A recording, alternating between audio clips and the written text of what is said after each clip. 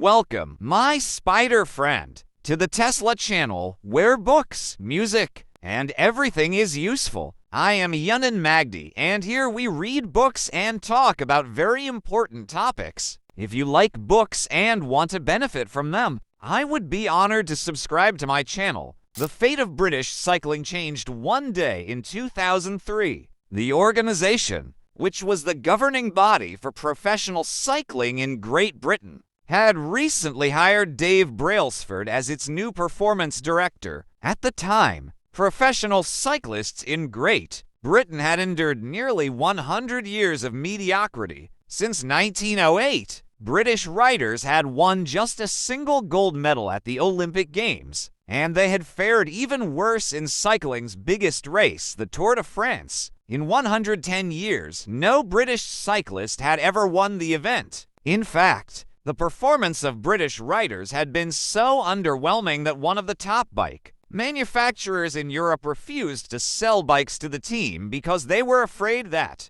it would hurt sales if other professionals saw the Brits using their gear. Brailsford had been hired to put British cycling on a new trajectory. What made him different from previous coaches was his relentless commitment to a strategy that he referred to as the aggregation of marginal gains, which was the philosophy of searching for a tiny margin of improvement in everything you do. Brailsford said, "The whole principle came from the idea that if you broke down everything you could think of that goes into riding a bike, and then improve it by 1%, you will get a significant increase when you put them all together." Brailsford and his coaches began by making small adjustments you might expect from a professional cycling team. They redesigned the bike seats to make them more comfortable and rubbed alcohol on the tires for a better grip. They asked riders to wear electrically heated overshorts to maintain ideal muscle temperature while riding, and used biofeedback sensors to monitor how each athlete responded to a particular workout. The team tested various fabrics in a wind tunnel and had their outdoor riders switch to indoor racing suits, which proved to be lighter and more aerodynamic. But they didn't stop there. Brailsford and his team continued to find 1%.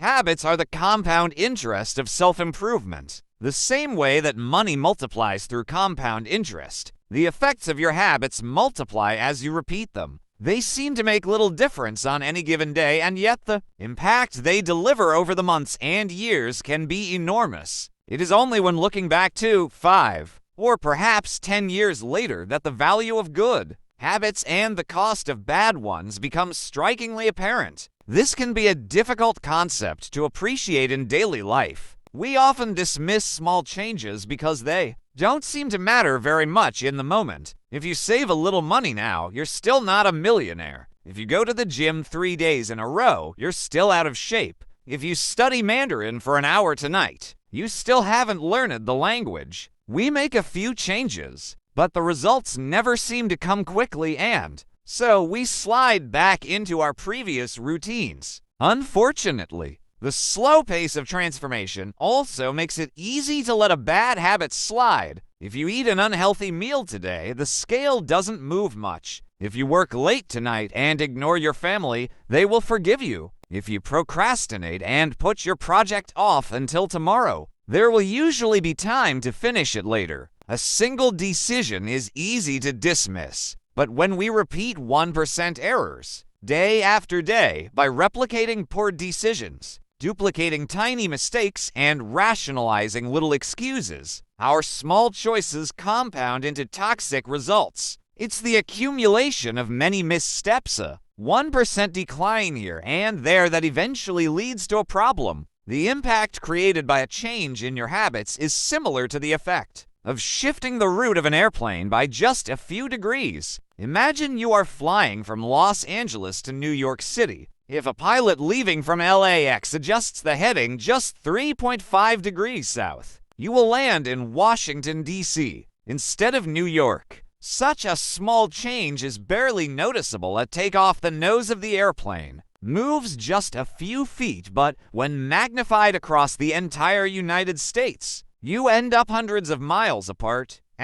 Similarly, A slight change in your daily habits can guide your life to a very different destination. Making a choice that is 1% better or 1% worse seems insignificant in the moment, but over the span of moments that make up a lifetime, these choices determine the difference between who you are and who you could be. Success is the product of daily habits, not once-in-a-lifetime transformations. That said, it doesn't matter how successful or unsuccessful you are right now. What matters is whether your habits are putting you on the path towards success. You should be far more concerned with your current trajectory than with your current results. If you're a millionaire but you spend more than you earn each month, then you're on a bad trajectory. If your spending habits don't change, it's not going to end well. Conversely, if you're broke but you save a little bit every month, then you're on the path toward financial freedom. Even if you're moving slower than you'd like, your outcomes are a lagging measure of your habits. Your net worth is a lagging measure of your financial habits. Your weight is a lagging measure of your eating habits. Your knowledge is a lagging measure of your learning habits. Your clutter is a lagging measure of your cleaning habits. You get what you repeat. If you want to predict where you'll end up in life, all you have to do is follow the curve of tiny gains or tiny losses and see how your daily choices will compound 10 or 20 years down the line. Are you spending less than you earn each month? Are you making it into the gym each week? Are you reading books and learning something new each day? Tiny battles like these are the ones that will define your future self. Time magnifies the margin between success and failure. It will multiply whatever you feed it. Good habits make time your ally. Bad habits make time your enemy. Habits are a double-edged sword. Bad habits can cut you down just as easily as good habits can build you up, which is why understanding the details is crucial. You need to know how habits work and how to design them to your liking, so you can avoid the dangerous half of the blade. Your habits can compound for you or against you. Positive compounding productivity compounds. Accomplishing one extra task is a small feat on any given day, but it counts for a lot over an entire career. The effect of automating an old task or mastering a new skill can be even greater. The more tasks you can handle without thinking, the more your brain is free to focus on other areas. Knowledge compounds. Learning one new idea won't make you a genius, but a commitment to lifelong learning can be transformative. Furthermore, each book you read not only teaches you something new, but also opens up different ways of thinking about old ideas. As Warren Buffett says, that's how knowledge works. It builds up like compound interest. Relationships compound. People reflect your behavior back to you. The more you help others, the more others want to help you. Being a little bit nicer in each interaction can result in a network of broad and strong connections over time. Negative compounding stress compounds. The frustration of a traffic jam, the weight of parenting responsibilities, the worrying of making ends meet, the strain of slightly high blood pressure. By themselves, these common causes of stress are manageable. But when they persist for years, little stresses compound into serious health issues. Negative thoughts compound. The more you think of yourself as worthless, stupid, or ugly, the more you condition yourself to interpret life that way. You get trapped in a thought loop. The same is true for how you think about others. Once you fall into the habit of seeing people as angry, unjust, or selfish, you see those kind of people everywhere. Outrage compounds. Riots, protests, and mass